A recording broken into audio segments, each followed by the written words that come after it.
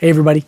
Master Toby Milroy here again, publisher for Martial Arts World News Magazine and frequent host for Martial Arts Business Innovations, the show we're watching today. And I'd like to ask you a personal favor, if you wouldn't mind.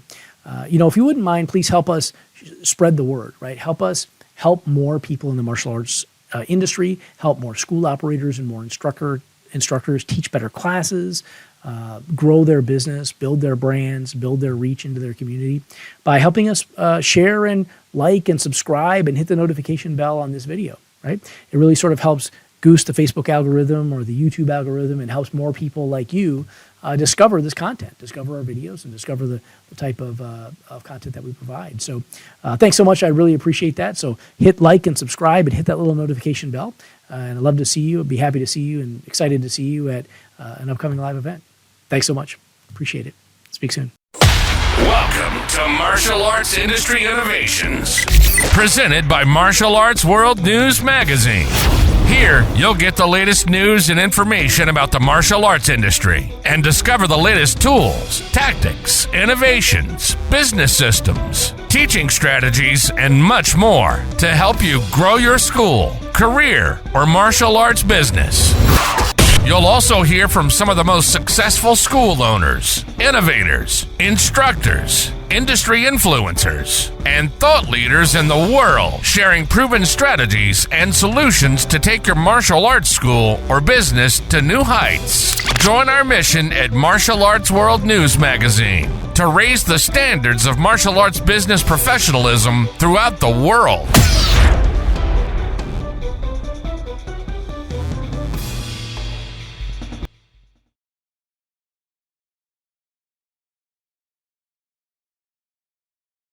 There's a lot to unpack there, but if done well, what you just said, I think it is really the experience all of our clients should be having, because unlike formalized, religion, and again, this might go down the path a little further than we need to, but we have something that they don't, which is we have the ability to engage the body at a higher level, right? We have the ability to, when you're training, when you're working out, when you're moving, a lot of chemical reactions, serotonin, a lot of things happen in your brain that create a much more real scenario. So we have the ability to affect the type of character change, if we want to call it that, affect the type of personality change, affect the type of character, improvement that unfortunately sitting in the pew doesn't, really stimulate the same type of energy and the same type of thing. So I think we have that club in our bag, so to speak. I think we should use it. So there's a ton to unpack there, sir. I think let me underscore one thing that you mentioned, and maybe there's something that we should expand on there. Since your curriculum is, for lack of a better description, more street relevant than it is, Tong Soo Do, than it is traditional. And again, I watch, a bunch of those YouTube videos myself, and I've never seen anybody, defend against the inbound punch with the high block. So maybe there's a lesson there. But since that's the case in your specific curriculum, how would you say how would you say that you focus on translating those lessons to the younger student, the children in your school and the younger student in a sort of because let me frame this. You're not one of them, but there are plenty of folks in our industry, unfortunately, who think that this is what really works in a fight. Therefore, this is exactly what I'm going to teach. And I'm going to teach it the same way I learned it in 1971. And I was 27 years old and you're 7, but I'm teaching you the same way I learned when I was 27. And right. And I know you, and I know your schools, and I know your curriculum, and you're very much not that. So how do you square that particular circle? If you're teaching this type of radical curriculum, this type of curriculum that's much more applicable on the street, how do you translate that to the younger audience? Well, that is a very awkward question. Because like in my Dayton school, we're located in Centerville, Ohio. It is middle class, upper middle class. Nobody gets in fights. Kids don't get in fights. This is all abstract to them. And yet it's a very pragmatic self-defense system. Oh man, how do we approach youth? Sometimes my wife Rumiko will comment, oh gosh, I wish we were teaching Tong Soo Do. It'd be easier, this is the upper block. This is the punch. But what we do is we have created exercises where we have to be so careful. You take a 9-year-old and you don't want to scare them, but you do know more than they do, and they're going to be driving in a couple of years, and they're going to be out on their own in a couple of years, and they could be victimized. They could go away to college and go to a party and could be victimized. And so we're really training the way the person thinks, because a young woman goes to her first fraternity party and, she thinks she's all grown up and, she's 18 and she's probably not going to get in a fist fight with some guy, but, things are going to be offered, let's say. And for her to be confident enough in herself and know, no, this is of more benefit to you than it is to me. No, thank you. That's a major thing, so we can emphasize that kind of thinking. A person is coming in and we might say to the kids, this kid gets mad. They run out of words. They don't know what to say because you're smarter than they are. So okay. You are positioning to the side. You can guide them away and get out of there. We can suggest, now we have a series of what we call 4 elements: earth, water, fire, and wind, that come from the ninja tradition. And so earth is holding your ground. And some people are just naturally that way. If they get in a conflict or confrontation, they just hold their ground. No. Hold it. Go, stop. They want things to go back to where it was before the conflict started. So holding your ground. And then there's water, which is being overwhelmed. And so I tactically position myself. The person comes in, I can't hold my ground. I tactically position myself. So we would say, if you had to fight a shark in the ocean, would you punch him in the teeth, or would you sneak over here and hit him in the gills, tactically positioning. And then there's fire, which is interrupting, and wind, which is evading. So these principles we use, and we're constantly emphasizing to kids, hey, you're little, that's your fault. What if a big kid comes and pushes you around, or somebody tries to grab you? Hey, kid, come on over here. Now, this is from 6 or 7 on up. We have a very different program for 4, 5, and 6-year-olds. Sure. There we use a lot of obstacle courses. We use bright colored pool noodles so they don't look threatening, but we use them like swords, and kids have to get out of the way, and we try and wrap that around their head. Oh, they get away from that. So it's a lot of fun and a lot of giggling, and but every now and then, no, get in line. Let's do this right. And so the little teeny kids is a different program than the youth. And I'll be honest, I'm looking for more ways to relate to kids with what we have. It's so pragmatic, and yet kids don't see violence in the school. I'm thinking where they do run into violence is keyboard stuff, Yeah. Cyberbullying, that's a big deal. A little kid is forming their own identity, and they're cheerfully reaching out to their friends and getting that kind of feedback. And mom tells them she loves them. Well, that's just mom, Dad says, I'm proud of you. It's just dad. I want feedback, positive feedback from my friends at school. And then it goes haywire and somebody's. So I think that would be a challenge that we're going to develop now. Some ways of some techniques for cyberbullying. So here's the technique, but secretly the technique transmits a state of mind. We have to teach these kids, who you are, the value you provide, the gift you are. So when they come up against this, inevitable onslaught, they can believe in themselves. They can believe that they have a value, and we have to teach them some tricks. We teach them some ways of dealing with that. Oh, I've got my tricks. I call them tricks. You could call them techniques or methods or whatever, but I call them tricks. This is how I deal with it. I learned this at the martial arts school. I did this. It got the response from the person that my teacher told me they would. They'll be so stunned, they'll laugh and they'll try to call you a name or something like that. But no, that means you got under their skin. You won. And so I think we're going to work on developing some of those aspects as we go into the future.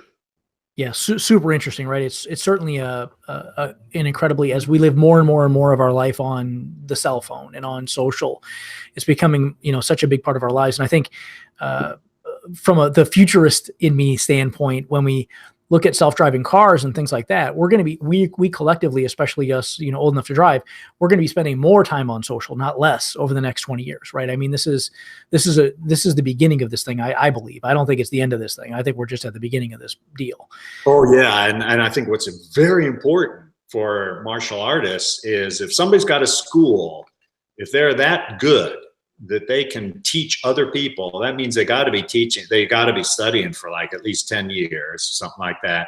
This never existed. Yeah. This was not part of what they were trained. If you're like me, going back to the 60s, no, we didn't have cell phones back in the 60s. There was no keyboard. There was no cyberbullying. So if I'm just teaching what I learned in the 60s in 2018, 2019, it's woefully inadequate. And I say it would be like, Harvard Law School bragging that, oh yes, we teach the best 1947 law that you can learn. And I don't want to learn 1947 law. I want to learn 2021 law. That's what I want to learn. And why are we so different in the martial arts?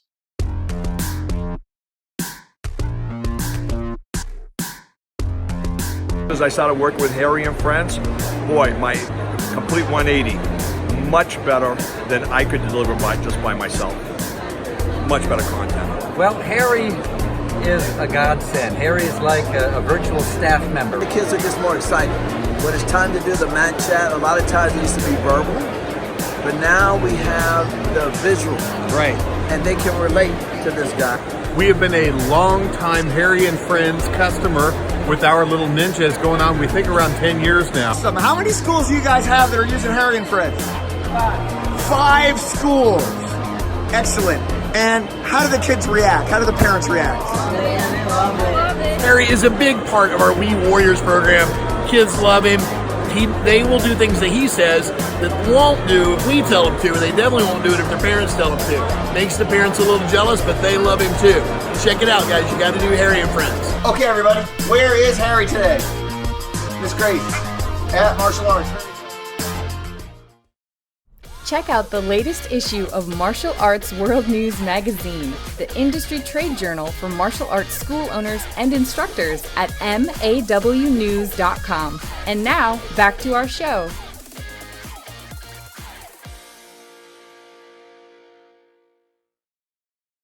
I think that's right. We've been given this gift, and the gift of our tradition, and the gift of our tradition, in my view, is the culture that we can create, and that culture is one of the, in my view, one of the most impactful environments for transformational change that exists, right? I mean, if you go to Tony Robbins or, whatever, I mean, any of these types of experiences, West Point, Harvard, whatever the case might be, the parallels with what we do and what we can do in martial arts are so deep. It's incredible. And so we've been given that gift, but let's not squander that gift and remain so ardently ignorantly, connected to the what the tradition was, that we don't evolve, right? And I mean, you're looking at cyber, after 51-ish years in martial arts.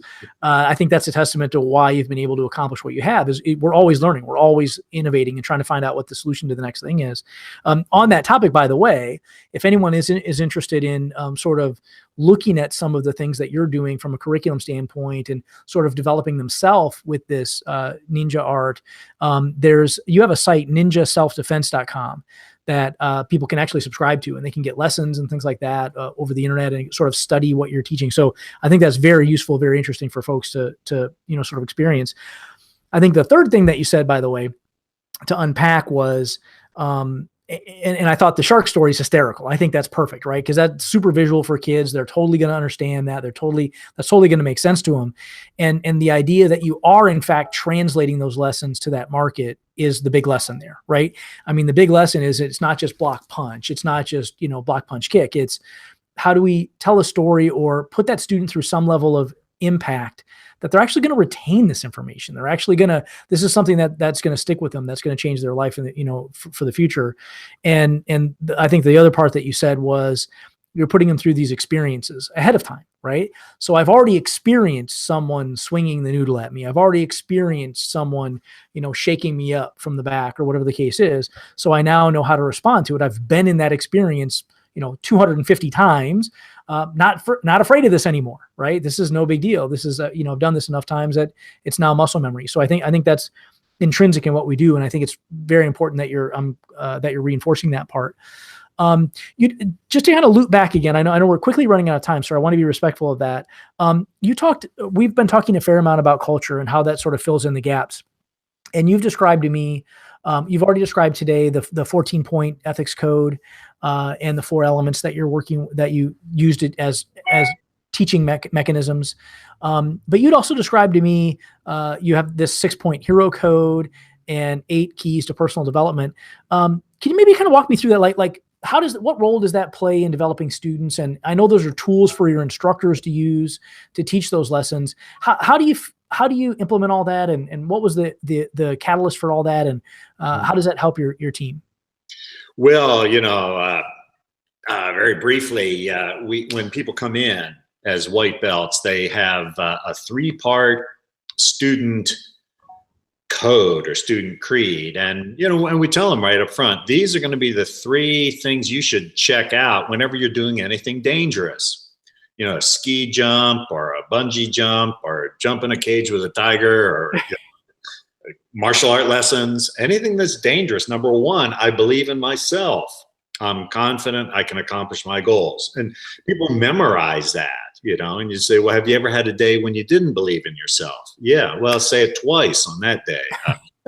You have a right to believe in yourself, my potential. I look at something and, oh man, I can't do that.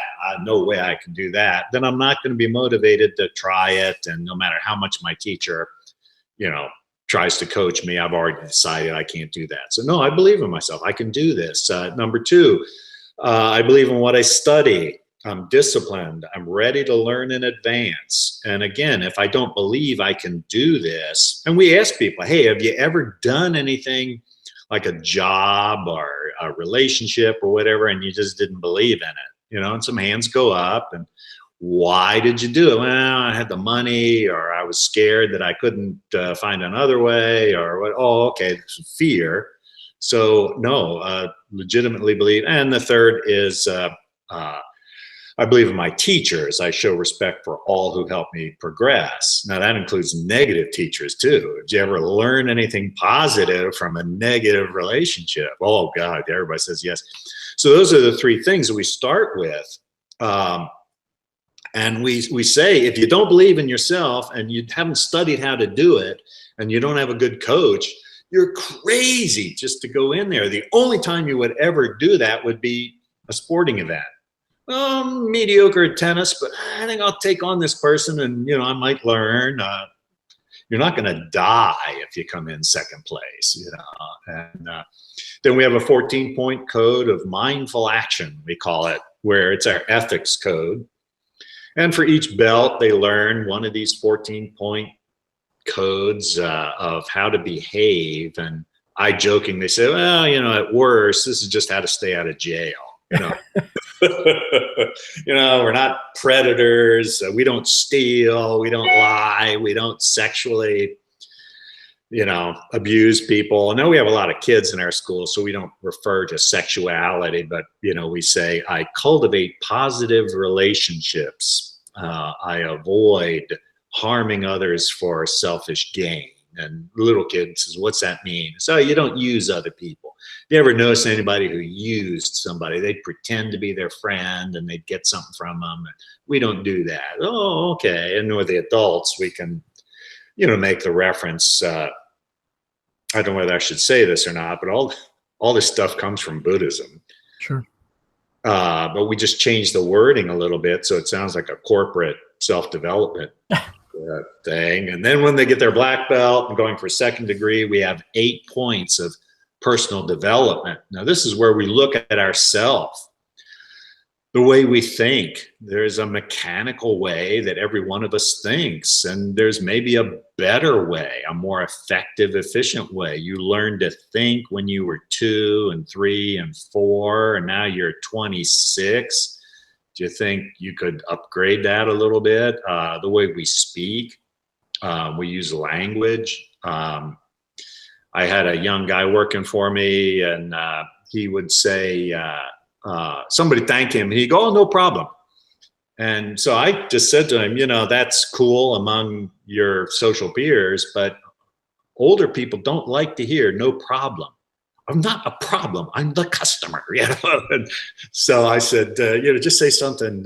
And so, oh, okay. He said, I'll do that. So I don't know, a couple of weeks later, I overheard him, the person said, thank you. And he says, oh, it's my pleasure. And I said, whoa, that was amazing. And he goes, well, you told me to say that. Oh, okay. You're paying attention. So just the way we use our language, and how we dress, how we appear, I look the way I look. I've looked this way since 1967. Beard was darker and I had more hair up here, but there are some funny looks.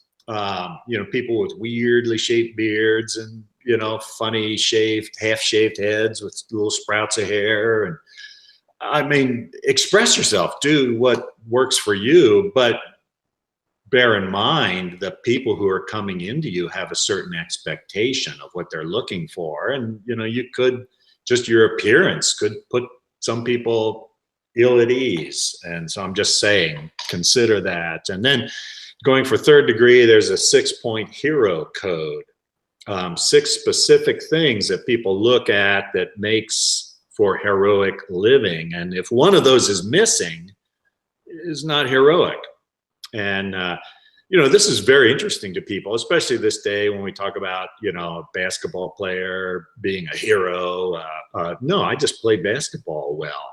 I make a lot of money and I express my opinions and people listen to my opinion. Not a hero. He's just a fortunate genetic example. No, there's 6 ways to actually be a hero. And as I said, I kind of borrowed this from Buddhism. The wonderful thing about Buddhism is you don't have to believe in anything.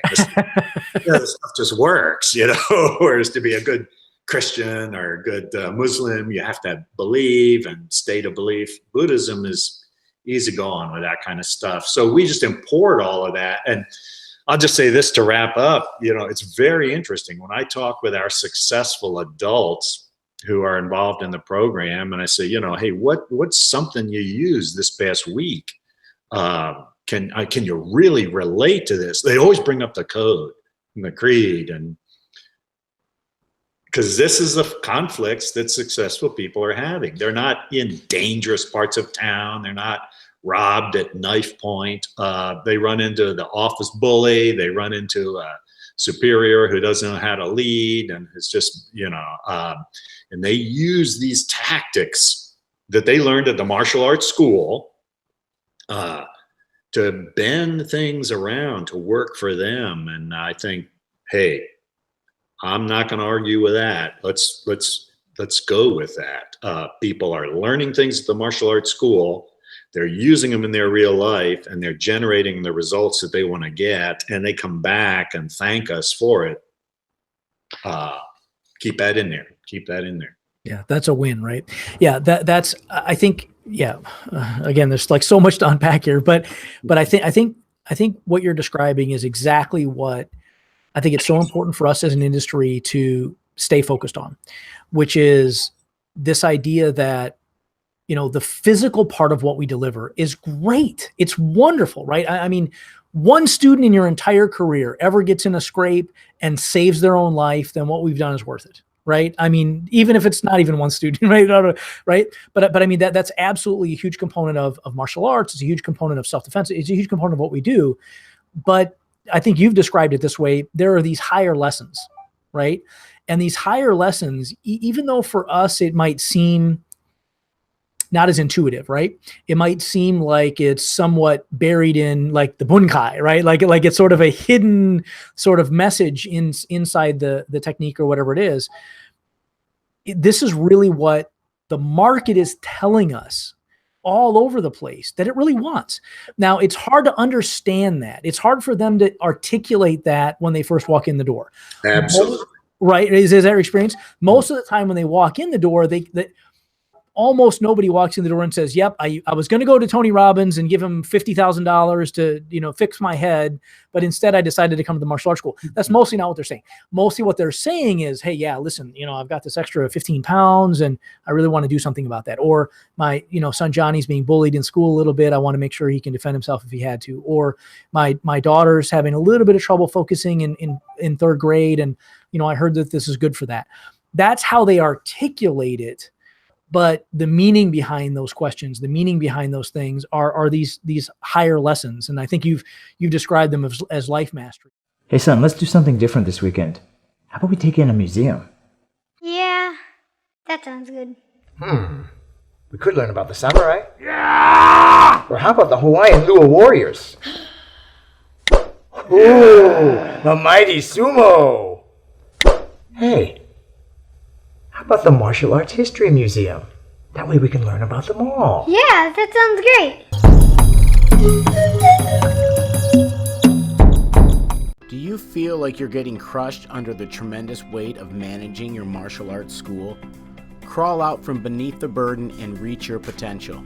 Lighten the load and let Atlas Martial Arts Software do the heavy lifting. Visit tryatlassoftware.com to see for yourself and get 7 free gifts valued at over $400. Stay informed while on the go with daily news in the Martial Arts World News Magazine mobile app for Apple and Android devices. Find us in your app store. And now, back to our show. If that makes sense. Does that sound right to you? Oh, yeah. Yeah. We can, you know, teach tricks. Again, I use that word tricks. We can teach tricks to kids, you know, like their little workbook. They're reading through the workbook and they're not comprehending. And so the parent says, well, read slower or read it 3 times. And, you know, I always say, always ask the laziest, cheapest person how to get something done. They'll come up with the best way. So lazy and cheap, you know. So I said, no, go to the back. They always have a questions in the back of the chapter. Read those questions, and now read the chapter, and you know, just you know what to look for. So, oh wow, yeah, I could do that. Yeah, just easy and cheap, you know, way to do that.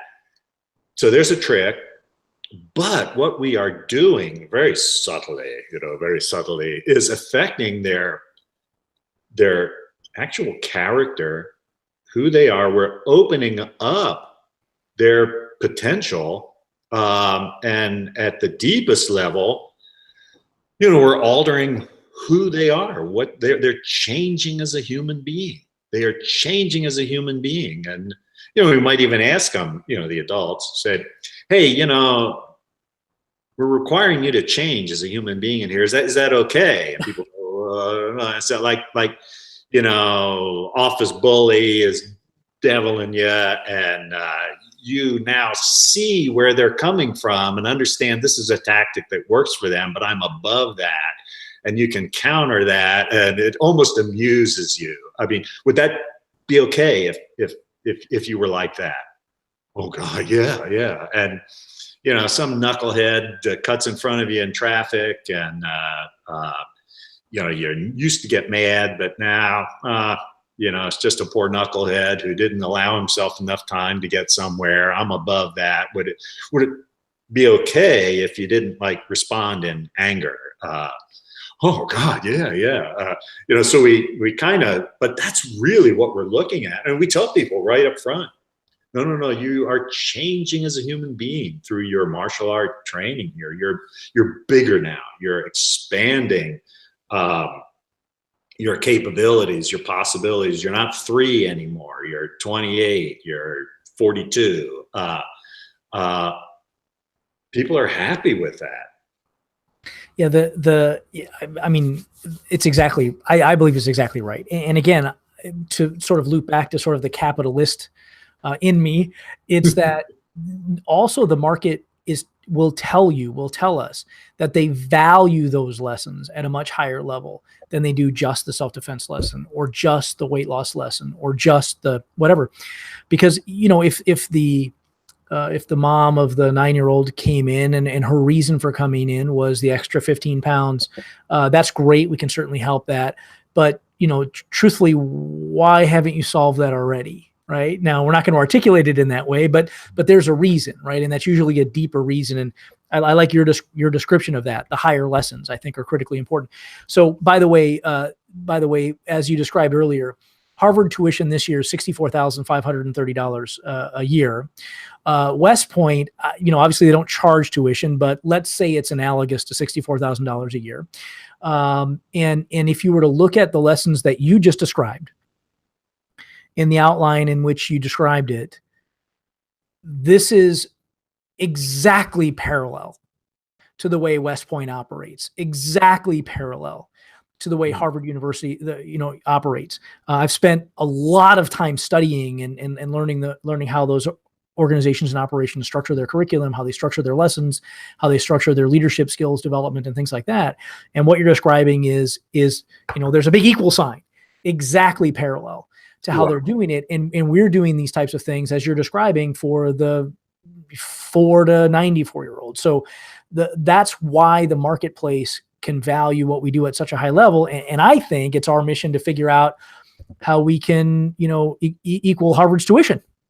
How do we figure out how to make it a $64,000 a year program? I mean, that's what we're doing, and if we can just articulate 20% of that, then certainly, we as an industry, we're doing a lot better than we currently are. We'd have a lot more folks like you that have 30 locations and, have lived this martial arts lifestyle for 51 years and you have another 30 to go. Right. So I think that's our collective mission. Sir, I really appreciate the time you spent with us today. Thank you so much again. And any final higher lesson that you might think would be useful to sign off with? We've covered so much territory today. Oh, yeah. One thing I emphasize to my teachers over and over again is, like a little twofold thing. Number one, people come in and you're the teacher. They expect, at least on the floor, for you to command yourself with some dignity and some higher vision. And when you're 28 years old running a martial arts school, or 33, that can be a little intimidating. But put your head in that place. What does this person expect? I'm not their buddy. I'm not just a cool guy. They know. I am wisdom.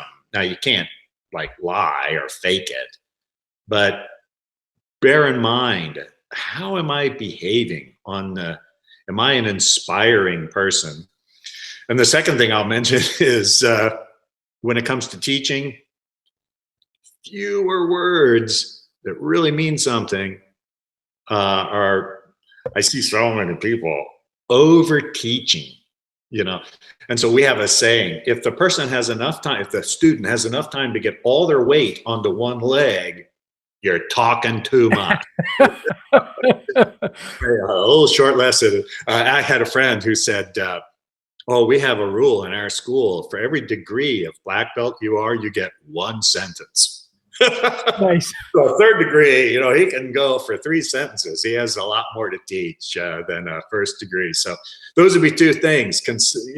Comport yourself with a friendly, open, natural dignity, and probably tending to overteach. Just give them bare minimums, give them a big grin.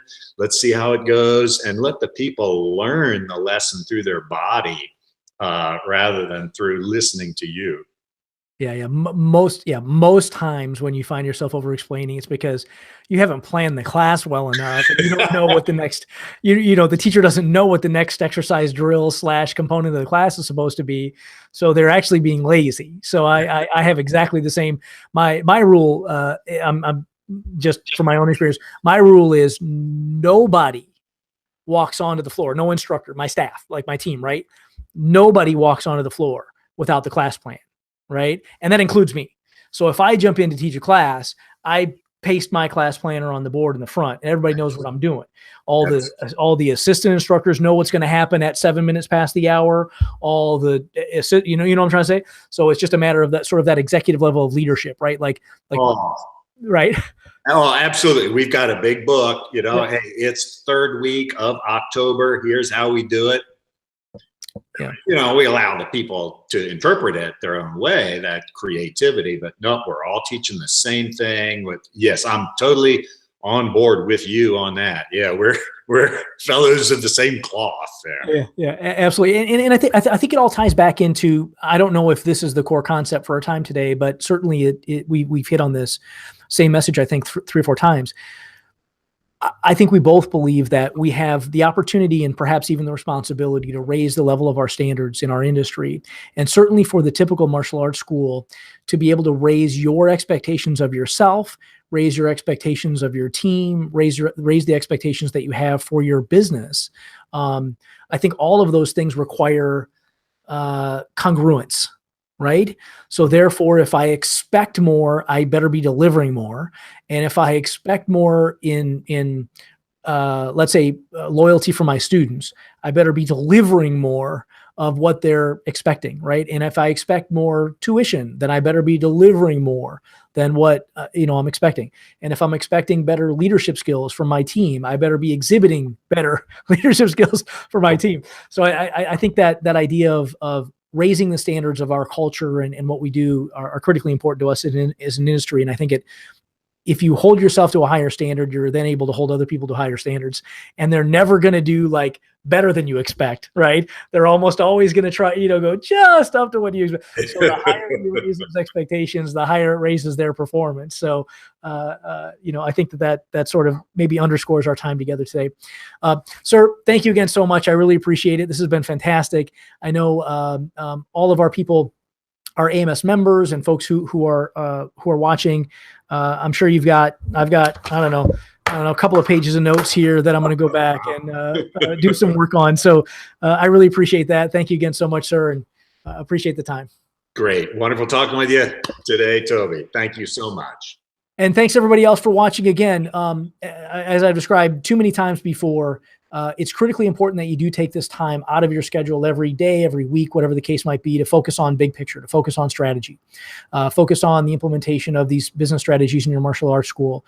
The product that we provide in the industry is so valuable. The market is telling us that they want it. It's crying for it.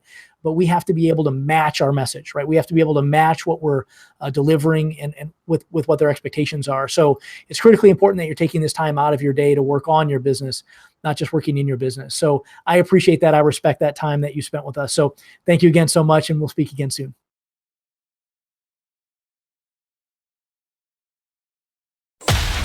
This has been a Martial Arts Industry Innovations production, presented by Martial Arts World News Magazine.